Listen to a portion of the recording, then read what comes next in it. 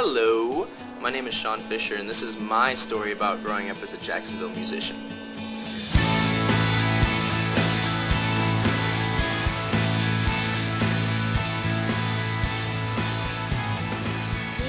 It's hard to believe that just 6 years ago, Shawn Fisher had never played a guitar. Yeah, growing up, I didn't have that much of a musical background at all. Me and my brother wanted a guitar so we can start learning some punk rock songs and everything like that. And I actually didn't pick up the guitar for a year after my mom got it. You know, I guess I was just a teenager back then and I didn't really, get into it at first. But I got bored, and so I picked it up and started playing it, and it kind of clicked. It really did. It was awesome. Shawn was just 13 years old. By 14, he was a self-taught musician and began to experiment with songwriting.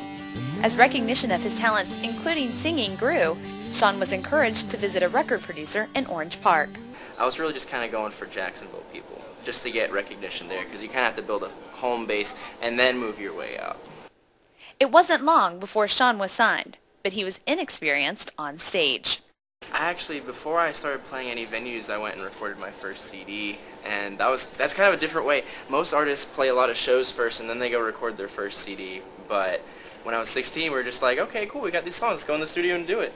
And it was kind of fun, but at the same time, it was kind of like, you could tell that it was inexperienced. You can tell that I didn't have the live feel, but after that, I started playing. I mainly played like restaurants. Like I played like regular gigs at the Mel Mushroom, and played at venues like Jackrabbits a couple times, and then finally I kind of started getting the hang of what sound I was going for. The 16-year-old Bartram Trail High School junior self-distributed his first CD, titled Identity.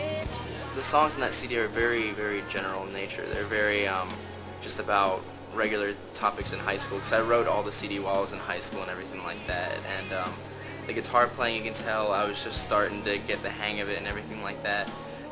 When I listen to it now, it's kind of, I think it's a different person. Like, I literally don't think it's me when I listen to it, because I really think I've grown so much as an artist just playing live. After graduation in 2007, Shawn enrolled at the University of North Florida, surprisingly, as a political science major. You know, you wouldn't normally think of that for a musician. I get so many questions, are you a music major? UNF, and I could never, ever, ever be a music major. There's just so much theory involved, it kind of takes all the fun out of it for me. But Shawn does attribute the way his career has developed to his time at UNF. So I get into college, and I join a fraternity, and my fan base grows like fivefold, and I'm at UNF, and things are going awesome, and I started jamming with my little brother, who's now playing drums, and one of my best friends who plays bass, and we started playing all these venues as a live, full band, and the songs kind of take on these new meaning. Like I'm writing more rockin' songs, and people who listened to it thought it was really starting to grow, like the sound was really starting to evolve, but it just wasn't with the right musicians. Like, I love my little brother and I love my best friend, but it just wasn't the right people. And about this time, I met my manager, who I have now, Eddie O'Neill.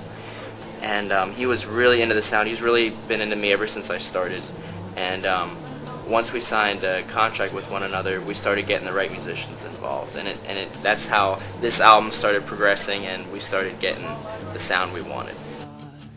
Shawn's second album, titled Shawn Fisher and the Jukebox Gypsies, was released in early April, and more accurately reflects his musical taste for classic rock.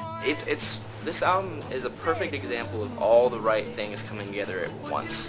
The career started out backwards, and it got to here, and now all of a sudden, bam, it all comes together.